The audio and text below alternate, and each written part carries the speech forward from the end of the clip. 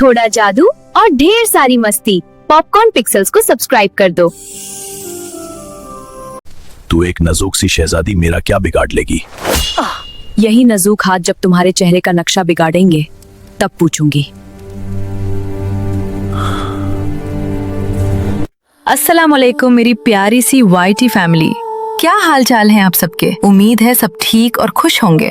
तारीख गवाह है कि तख्त और ताज हमेशा शहजादों का नसीब बने, लेकिन वो भूल गए कि जब सल्तनत पर आंच आती है तो एक चिंगारी भी आग बन सकती है। रियासत गुलिस्तान के सुल्तान जोरावर, जिनका नाम सुनते ही दुश्मनों के पसीने छूट जाते, लेकिन अपने ही महल में वो हर वक्त सर पकड़कर बैठे रहते। उनके इस सर दर्द की वजह उनके 3 बेहद नायाब शहजादे और एक शेर दिल शहजादी। या खुदा, पूरी दुनिया मुझसे डरती है और मेरे अपने घर में इन नमूनों ने मेरा ब्लड प्रेशर हाई कर रखा है। सबसे पहले मिलिए बड़े शहजादे रुस्तम से। नाम सुनकर लगता था जैसे कोई मैदान जंग का अजीम पहलवान होगा, मगर हकीकत में रुस्तम को तलवार से ज्यादा अपनी स्किन केयर रूटीन और मखमाली लिबास से इश्क था। ये गुलाब जल थोड़ा और चोर को, मेरी जिल्द का नेचुरल ग्लो नहीं जाना चाहिए। वो तलवार भी उसका वजन या धार देखकर नहीं, बल्कि उसकी चमक देखकर पसंद करता था। वाह वाह सिपा सलार, तुमने तलवार बहुत अच्छी पॉलिश की है। मेरा नया हेयर कट इसमें बिल्कुल साफ नजर आ रहा है। नहीं नहीं, इस तलवार का हैंडल इतना खुरदुरा क्यों है? कल ही तो मैंने 5000 अशारफियों का फ्रेंच मैनिक्योर करवाया है। कोई और तलवार लाओ। साहब ये तो एक राजासी तलवार है। मिलिए दूसरे शहजादे गजनफर से। इनका नाम का मतलब तो शेर था, लेकिन ये मैदान का नहीं, सिर्फ दस्तरख्वान का शेर था।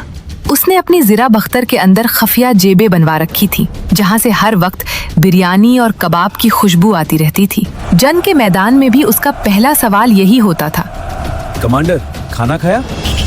सिपा सलार, तलवारें तो चलनी है, बस पहले ये बता दो कि दोपहर का खाना किस वक्त मिलेगा? शहजादे जुंग में भी। अब मिलिए छोटे शहजादे शेर खान से। नाम से लगता था कि दुश्मन का जिगर हिला देगा, मगर हिम्मत का ये आलम था कि अगर महल में कोई बिल्ली भी मियाओ कर देती तो शेर खान पलंग के नीचे या पर्दे के पीछे मिलता। बचाओ सिपाहियों, इस खतरनाक दरिंदे को यहाँ से निकालो वरना मेरी जान निकल जाएगी। और आखिर में शहजादी मासूमा। नाम से लगता था बहुत नाजुक सी होगी, लेकिन असल में वो गुलिस्तान की बिजली थी। सुबह उठकर फूलों को पानी देने के बजाय वो अपने घोरे तूफान पर सवार होती, महल के सहन में दौड़ लगाती और भारी तलवार घुमाकर ऐसी प्रैक्टिस करती कि सिपाही भी देखकर सीधे खड़े हो जाते। एक दिन सरहद से खबर आई कि जब्बात जल्लाद नाम का मशहूर डाकू अपने गिरोह के साथ कब्जा जमा चुका है। उसने पैगाम भेजा, सुल्तान, या तो अपना सारा सोना मेरे हवाले कर दो वरना मैं खुद महल आकर तुम्हारे तीनों शहजादों का बाजा बजा दूंगा। पैगाम सुनते ही सुल्तान जोरावर का चेहरा सुर्ख हो गया। फौरन दरबार लगाया गया। रुस्तम, गजनफर, शेर खान, जाओ और उस डाकू का सर कलम करके लाओ। लेकिन दरबार में जो हुआ वो किसी कॉमेडी सर्कस से कम ना था। अब्बा जान, बाहर धूप बहुत तेज है, मेरी स्किन टन हो जाएगी। मैं बड़ शक्ल लगने लगा तो मेरी शान का क्या होगा? गजनफर तुम जाओ। अब्बा जान, अगर वहाँ कुछ खाने को न मिला तो? आपको तो पता है मुझे वक्त पर कबाब न मिले तो मेरी एनर्जी लो हो जाएगी। शेर खान ने तो हद ही कर दी। वो सुल्तान के तख्त के पीछे से झांकते हुए बोला, अब्बा, मैंने सुना है जब्बर जल्लद के दांत बहुत बड़े हैं, मुझे डर लग रहा है। ये सुनकर सुल्तान ने पहले आसमान की तरफ देखा, फिर अपना सर पकड़ लिया। या अल्लाह, इन तीनों से बेहतर था मैं महल में 3 बकरे पाल लेता।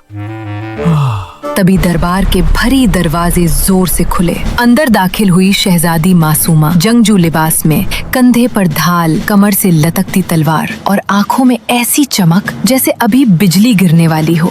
अब्बाजान, इन तीनों भीगी बिलियन से उम्मीद रखना वक्त जाया करना है। इन्हें मेकअप, कंघी और किचन का सामान दे दें। डाकू को मैं संभलती हूँ। बेटी, जब्बर जल्लाद बहुत जालिम और खतरनाक है। इस तालाब के शहंशाह हुकुम देते हैं कि इस लाल बटन को फौरन दबाया जाए, वरना अगली बारिश में हम ही तरतर करेंगे तुम्हारे घर के बाहर। जुल्म का इलाज सिर्फ हिम्मत से होता है सुल्तान। आप बस चाय मंगवाएं, मैं अभी आई। दरबार एक लम्हे के लिए खामोश हो गया। तीनों शहजादे एक दूसरे का चेहरा देखते रह गए और सुल्तान के दिल में पहली बार उम्मीद की रोशनी जगी। रात का अंधेरा गहरा हो चुका था। सरहद के करीब डाकुओं का अड्डा मशालों की रोशनी से जगमगा रहा था। मासूमा चुप कर देख रही थी कि एक डाकू ने उस पर अटैक कर दिया। मासूमा ने बिजली की रफ्तार से पहरेदार को ढाल के किनारे से बेहोश कर दिया।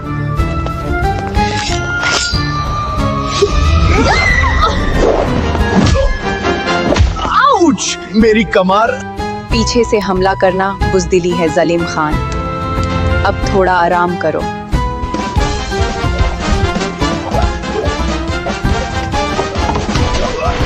ओए पहलवान, दिमाग जरूर छोटा है तुम्हारा। अपनी ही टीम को मार रहे हो।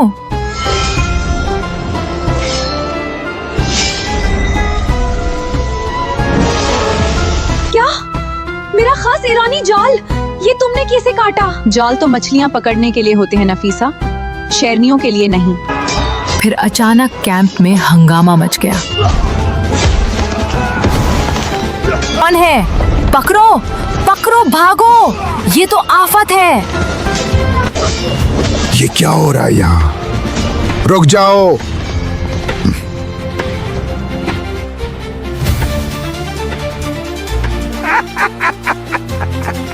सुल्तान ने मुझे पकड़ने के लिए एक बच्ची भेजी है।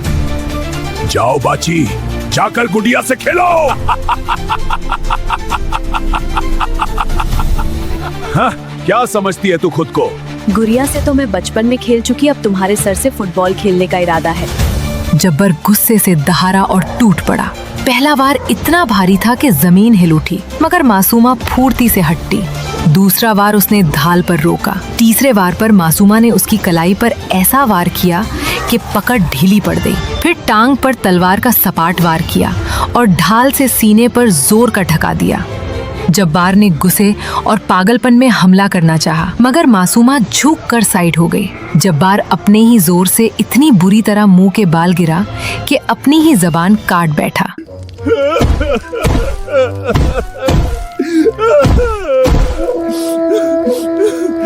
एक बच्ची मुझे नहीं हरा सकती। कैंप में एकदम सन्नता छा गया। डाकुओं ने हथियार डाल दिए। सुबह जब सूरज निकला तो गुलिस्तान के लोगों ने एक हैरत अंगेज मंजर देखा।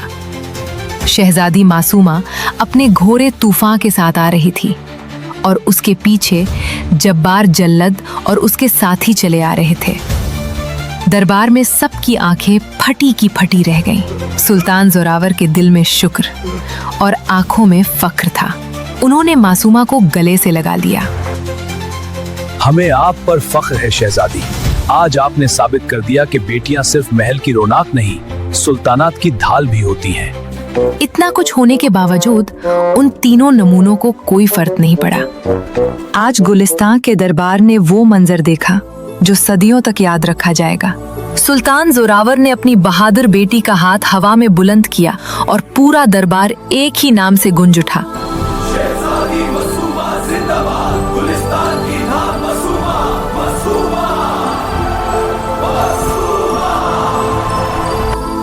आज से गुलिस्तान की असली वारिस और मुस्तकबिल की मालिका। और यूं गुलिस्तान को उसकी ढाल और मुस्तकबिल की मालिका मिल गई। और ये तीनों नमूने आज से शहजादे नहीं हैं। रुस्तम आज से दरबार का हेयर ड्रेसर होगा, गजनफर किचन में आलू चीलेगा और शेर खान महल के चूहों को पकड़ेगा। अब्बा, अगर चूहों ने ज्यादा तेज भागना शुरू कर दिया तो? सुल्तान ने आंखें बंद करके आसमान की तरफ देखा, जैसे सब्र की आखिरी हद भी टूट चुकी हो। दोस्तों, हर जहन में एक कहानी होती है। अगर आपके पास भी कोई ऐसी इमेजिनेशन है तो उसे कमेंट्स में हमारे साथ जरूर शेयर करें। क्या पता अगली दास्तान आपकी हो। तब तक के लिए इस सफर में हमारे साथ बने रहने के लिए वीडियो को लाइक करें, चैनल को सब्सक्राइब करें और बेल आइकन दबाना मत भूलिएगा। अल्लाह ताला आप सबको अपने हिफ्ज़ व अमान में रखे। मिलते हैं अगली कहानी में। अल्लाह हाफिज।